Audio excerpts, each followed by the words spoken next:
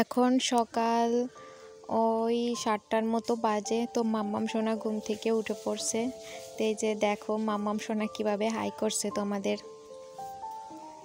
Hello friends, good morning. কেমন আছো সবাই? আশা করি সবাই অনেক ভালো আছো, সুস্থ আছো, আমরাও ভালো আছি।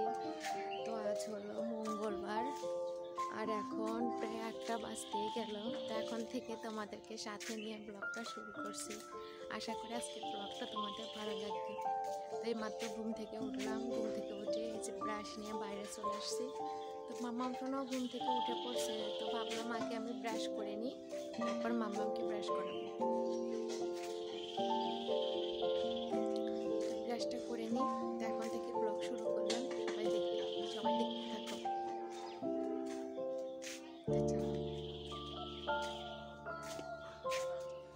তো এখন এই যে দেখো হেঁটে হেঁটে ব্রাশ করে নিচ্ছে। হেঁটে হেঁটে ব্রাশ করতে কিন্তু ভীষণই ভালো লাগে আমার।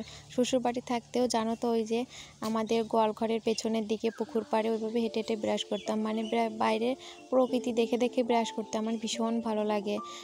তো ওই বাবার বাড়িতে এসেও এটা করি। 2-1 দিন আর কি এরকমটা করা হয় না। যেই দিন আর কি সময় পাই সেই দিনে এভাবে হেঁটে হেঁটে মানে চারিদিকে ঘুরে ঘুরে ব্রাশ করি। তো মাম্মাম সোনাও বাড়িতে আছে।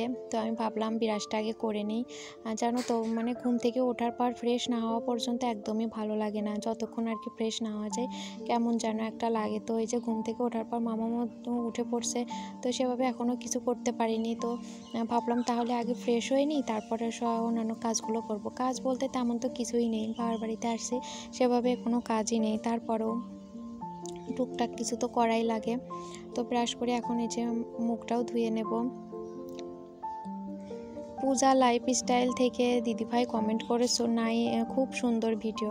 থ্যাংক ইউ দিদিভাই সুন্দর একটা কমেন্ট করার জন্য। মৌসোনা আইডি থেকে কমেন্ট করেছো, খুব সুন্দর লাগলো ভিডিওটা, বন্ধু হয়ে পাশে থেকে গেলাম, আমার পরিবারে আসার আমন্ত্রণ রইল। থ্যাংক ইউ দিদিভাই সুন্দর একটা কমেন্ট করার জন্য। তুমি আমার পরিবারে এসেছো এই জন্য অসংখ্য অসংখ্য ধন্যবাদ। আর আমিও তোমার পরিবারে অবশ্যই যাব, অবশ্যই অনেক অনেক ভালোবাসা দেবে আর অবশ্যই তুমি ভালোবাসা পাবে দিদিভাই। এভাবে পাশে থেকো। তো তারপর ফ্রেশ হয়ে নিয়েছি। তারপর ওইদিকে মাম্মাম সোনাকেও ফ্রেশ করে দিয়েছি। ফ্রেশ করে দিয়ে মাম্মামকে ওইদিকে খাইয়েও দিয়েছি। তারপরে এখানে যে জামা কাপড় নিয়ে চলে আসছে। আর দেখতেই পাচ্ছ কতটা রোদ্দুর উঠে গেছে। আর এই যে কলপারে এখন যে জামা কাপড়গুলো ধুচ্ছি দেখতেই পাচ্ছ কতটা রোদ্দুর। মানে সকালের দিকে ধুলে আর কি বেশি ভালো হয়, কিন্তু অতটা সকালে তো আর ধোয়া যায় না, যেহেতু ঘুম থেকে উঠতে উঠতে একটু দেরি হয়ে যায়। আর আমার সাথে সাথেই জানো তো মাম্মাম সোনা ঘুম থেকে উঠে পড়ে। তো এই জন্য আর কি কাজগুলো করতেই পারি না। তো এই জন্য মাম্মামকে দেখাশোনা করার পর আর কি এগুলো করতে হয়। তো এখন এই জামা কাপড়গুলো ধুয়ে নিচ্ছি রোদের মধ্যে বসে বসেই। তো কী আর করব বলো। তো কী যেন একটা মাম্মামকে বলছিলাম আর এদিকে যে জামা কাপড়গুলো ধুচ্ছিলাম।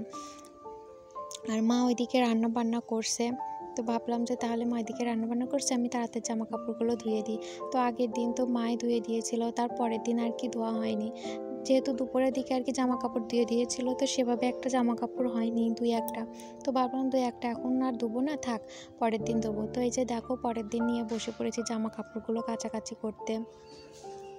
আর বাড়িতে তো প্রতিদিনই জামা কাপড়গুলো ধুয়ে দিই সেই সকালবেলা। প্রতিদিন ধুলে বেশি আর কি জমে না, মানে হালকা পাতলাভাবে আর কি জামা কাপড়গুলো কাচাকাচি করা হয়ে যায়। যেহেতু সকালে শ্বশুরবাড়িতে আর কি সকালে শাশুড়ি মায়ে আর কি ওইগুলো মানে রান্নাবান্নাটা করে, তো এই জন্য অন্যান্য কাজগুলো তাড়াতাড়ি করতে পারি। একটু সকাল সকাল উঠলেই সংসারের সমস্ত কাজে দেখবে সকাল সকালই হয়ে যায়, মানে টাইমের মধ্যে আর কি কাজগুলো কমপ্লিট করা যায়।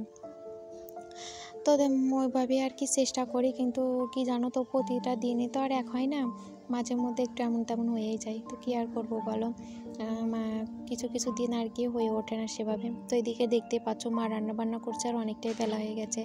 আর মামাম সোনা হয়তো খেলাধুলা করছে।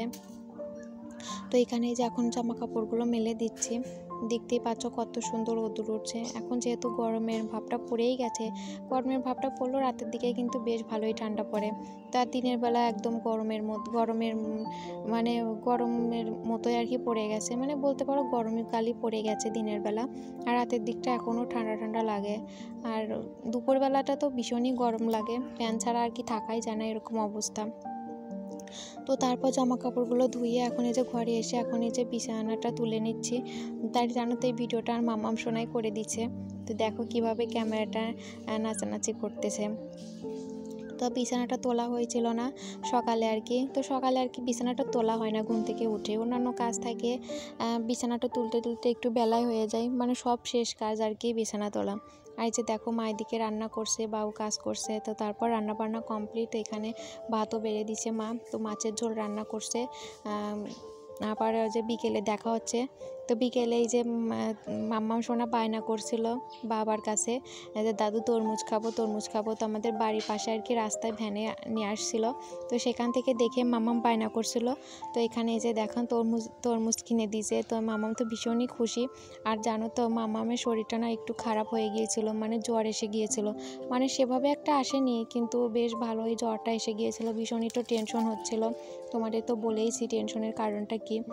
তো ভগবানের আশীর্বাদে আর কি এখন ভালো আছে জানো তো। আবার রাতের দিকেও এসেছিল, তো এই জন্য আর কি সেভাবে কোনো কিছু শেয়ারও করতে পারিনি। তো দুপুরের দিকে এসেছিলো আবার চলে গিয়েছিল জ্বরটা।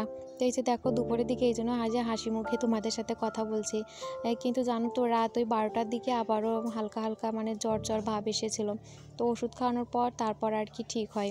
তো এখন মানে পরের দিন আর কি বেশ ভালোই আছে। তো যেহেতু পরের দিনই তোমাদের সাথে ভয়েসটা দিচ্ছি। তো এই যে দেখো আমার মাম্মাম সোনা তরমুজ খাচ্ছে। তো এখন এই যে বিকেলের দিকে মামাম সোনা এখন ভালোই আছে। তো এই জন্য আর কি যে মামাম খেলা করছে, ওইদিকেও দিদিরা আসে, দিদিদের সাথে খেলা করছে। তো এখন এই যে মামা সোনার জন্য দুধটা জাল দিয়ে দিচ্ছি। বিকেলে তো মামামকে দুধ খাওয়াই, তো এই জন্য আর কি মামামের জন্য দুধটা জাল দিয়ে দেব।